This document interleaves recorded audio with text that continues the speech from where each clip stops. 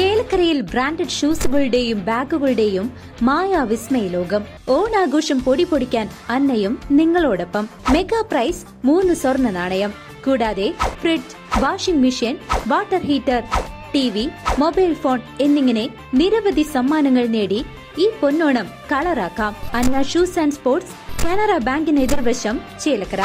കൊണ്ടാഴി മായന്നൂർ താലപ്പൊലി ദേശീയ കമ്മിറ്റിയുടെയും ക്ഷേത്ര ഉപദേശക സമിതിയുടെയും നേതൃത്വത്തിൽ ഉത്സവ സംബന്ധമായ അനിശ്ചിതത്വത്തെക്കുറിച്ചുള്ള അവലോകന യോഗം ചേർന്നു.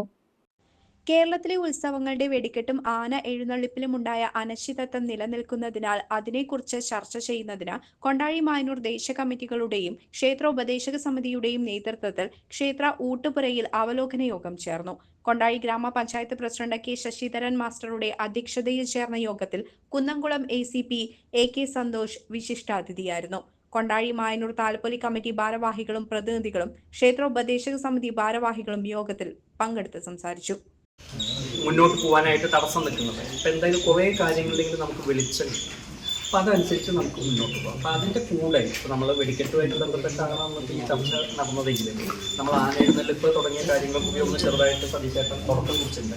അപ്പോൾ നമ്മൾ ഈ കാര്യങ്ങളിൽ ഇപ്പോൾ ഈ നിയമം ഉണ്ടാവും തന്നെ വിചാരിച്ചിട്ട് നമുക്ക് കാര്യങ്ങൾ ചെയ്യാം. അപ്പോൾ സതീശേട്ടൻ പറഞ്ഞ നിർദ്ദേശം എന്താ? നമ്മൾ ആനകളുടെ എണ്ണം കുറയ്ക്കാം. കുറച്ചുകൊണ്ട് ഒരു കുഴപ്പമില്ല, നമുക്ക് നല്ലത് തന്നെയാണ്. നമുക്ക് ചിലവ് ചുരുങ്ങും. ആ രീതിയിൽ ചിന്തിക്കാം. അപ്പം അങ്ങനെയാണെങ്കിൽ നമ്മൾ എല്ലാ 2 ദേശവും അതുപോലെ തന്നെ ഉപദേശക സമിതി കൂടി നമുക്ക് ഇതുപോലെ ഒന്ന് കൂടുക.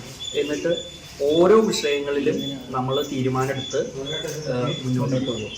നമുക്കിപ്പോൾ എന്തായാലും നിയമത്തിൻ്റെ മുമ്പിൽ നമ്മൾ വെല്ലുവിളിച്ചിട്ടോ അല്ലെങ്കിൽ മറ്റു തരത്തിലോ പോയിട്ട് കാര്യമില്ല. നിയമാനുസൃതമായ രീതിയിൽ നമുക്ക് എങ്ങനെ ഭംഗിയാക്കാം എന്നുള്ളതിനെക്കുറിച്ച് നമുക്ക് ആലോചിക്കാം. അത് നമുക്ക് നോട്ടീസ് അടിച്ചിട്ട് തന്നെ നമുക്ക് ആളുകളോട് പറയാം.